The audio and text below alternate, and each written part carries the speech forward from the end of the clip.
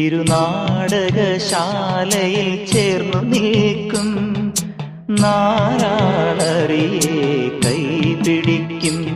തിരുനാടകശാലയിൽ ചേർന്നു നിൽക്കും യമുനാ നദിയായി കുളിരലയിളകും നിലവിൽ അമ്പലപ്പുഴെ ഉണ്ണിക്കണ്ണനോടു നീ എന്തു പരിഭവം മെല്ലെ ഓതി വന്നുവോ.